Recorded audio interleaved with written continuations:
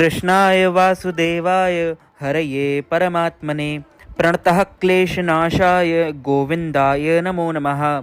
भाद्रपद माह के शुक्ल पक्ष की एकादशी को डोल ग्यारस, परिवर्तनी एकादशी, वामन एकादशी, जलझूलनी एकादशी, पार्श्व एकादशी, पद्मा एकादशी, दान एकादशी। तिथि का आरंभ 13 सितंबर 2024 शुक्रवार रात्रि 10:30 से होगा और 14 सितंबर 2024 शनिवार की रात्रि 8:41 पर समाप्त हो जाएगी।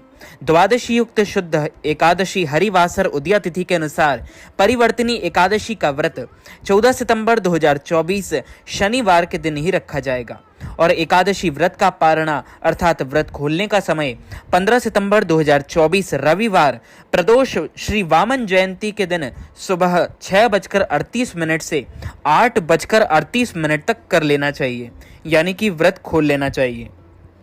बोलिए श्री लक्ष्मी नारायण भगवान की जय, श्री वृंदावन बिहारी लाल की जय, श्री गिरिराज धरण की जय, बालकृष्ण लाल की जय, श्याम सुंदर श्री यमुने महारानी की जय, जगत गुरु श्री वल्लभाधीश की जय, गोसाई जी परम दयाल की जय, श्री गुरुदेव की जय, लाडले लाल की जय, आज के आनंद की जय।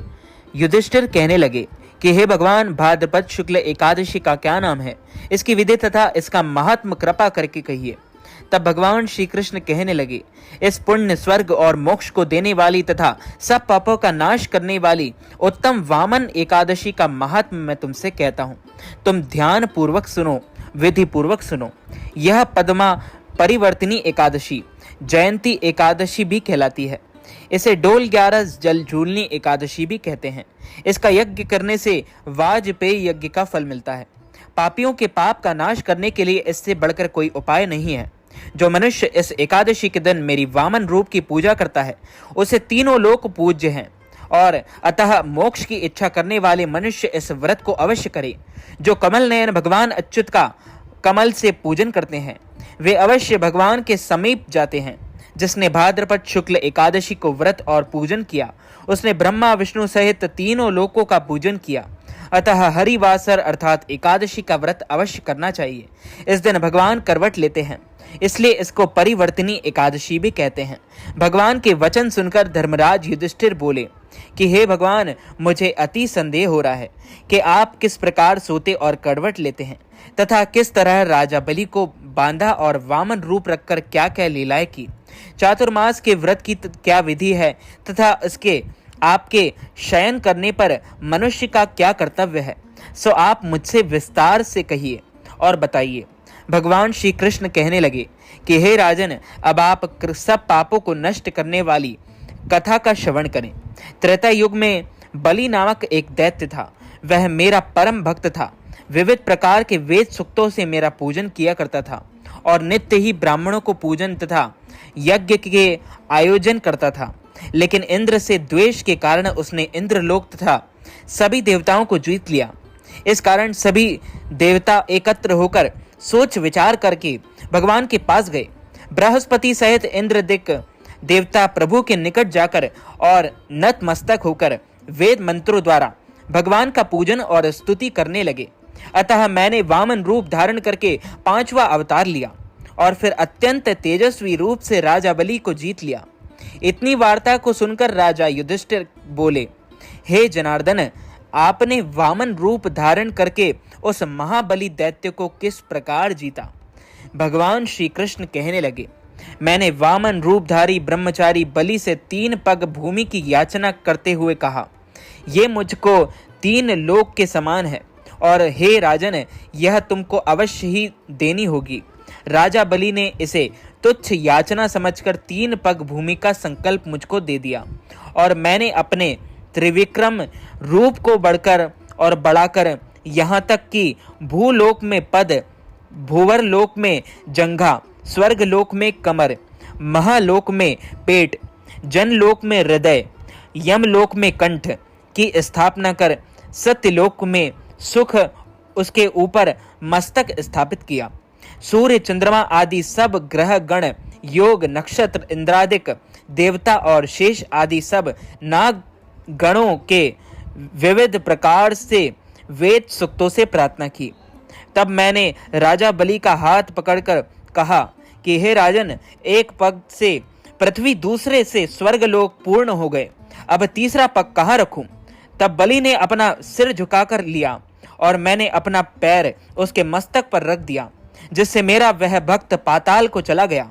फिर उसकी विनती और नम्रता को देखकर मैंने कहा कि हे बलि, मैं सदैव तुम्हारे निकट ही रहूंगा।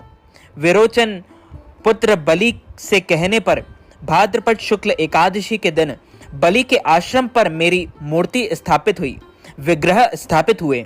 इसी प्रकार दूसरी क्षीर सागर से शेषनाग के षष्ठ पर हुई। हे राजन, इस एकादशी को भगवान शयन करते हुए करवट लेते हैं, इसलिए तीनों लोकों के स्वामी भगवान विष्णु का उस दिन पूजन करना चाहिए। इस दिन तांबा, चांदी, चावल और दही का दान करना उचित है। रात्रि को जागरण अवश्य करना चाहिए। जो विधि पूर्वक इस एकादशी का व्रत करते हैं वे सब पापों से मुक्त होकर अंत में स्वर्ग लोक में जाकर चंद्रमा के समान प्रकाशित होते हैं और यश पाते हैं। जो पाप नाशक इस कथा को पढ़ता या सुनता है उसको 1000 अश्वमेध यज्ञ का फल प्राप्त होता है।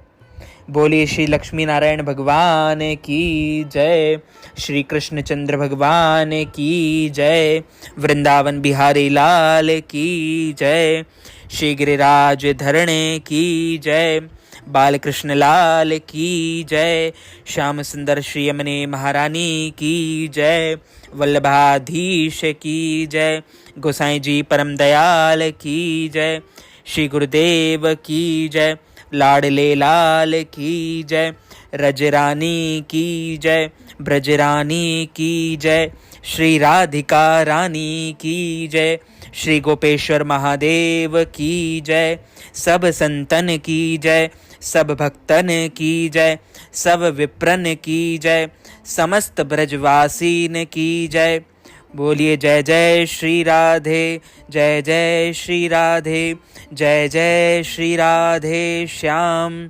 अच्युतम केशवम राम नारायणम कृष्ण दामोदरम वासुदेवम हरि श्रीधरम माधवम गोपिका वल्लभम श्री जानकी नायकम श्री रामचंद्रम भजे जानकी मनोहरम सर्वलोकनायकम श्री शंकरादिसेवितम पुण्य नाम कीर्तनम श्री राम राम राम राम राम नाम तायकम राम कृष्ण वासुदेव भक्ति मुक्तिदायकम राम कृष्ण वासुदेव भक्ति मुक्तिदायकम हरे राम राम राम हरे हरे, हरे कृष्णा कृष्णा कृष्णा हरे हरे, हरे राम राम राम हरे हरे, हरे कृष्णा कृष्णा कृष्णा हरे हरे। तो मित्रों, भक्तजनों, माताओं, बहनों, आप सभी से निवेदन है, प्रार्थना है, इस वीडियो को ज़्यादा से ज़्यादा लोगों तक शेयर कीजिएगा, लाइक कीजिएगा, कमेंट कीजिएगा।